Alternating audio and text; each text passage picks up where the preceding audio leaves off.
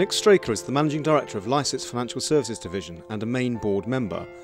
In this bulletin, Nick talks about inheritance tax. Nick, nobody likes paying tax, but probably inheritance tax causes more anger than other taxes. Yeah, and it is a very big issue for a lot of people, and a lot of people regard themselves as being highly taxed anyway during their lifetime. I mean, if you look at income tax is going up to 50% for the higher earners now, so 50% income tax. National insurance contributions by employer and employee amount to some 24% now. You've got capital gains tax, which has come down to 18%, but used to be 40%, and there's always the fear that, depending on who stays in power, that might go back up again. And then you've got 40% inheritance tax on top of all that.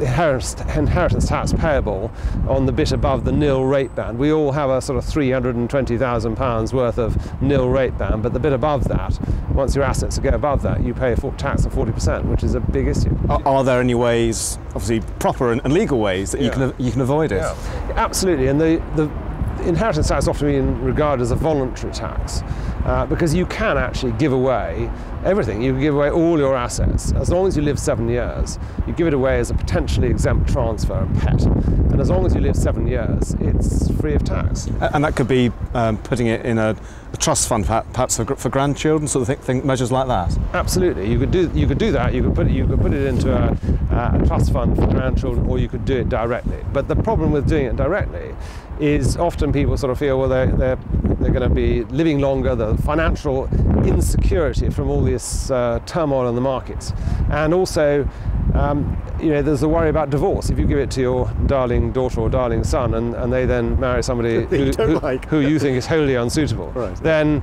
you end up with a potential problem there with divorce. Although it's sometimes possible to get around that, but it is an issue. It is definitely an issue. And lots of the popular papers have had campaigns about inheritance tax, which probably has raised people's awareness. Do you think there's less of a fear about it? Do you think people are now realising that there are things that you can do?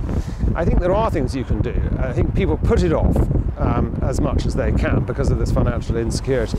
And I think it's all very well to put that off, but you've got to realise, you've got to do an assessment of where you are at the moment and what the potential liability is. And it really doesn't cost a lot of money to provide protection against that potential liability. For example, if you take somebody age 40 who's got a taxable estate of £1 million, so there's £400,000 of tax, to cover that liability on a short-term basis will only cost sort of 20-30 quid a month.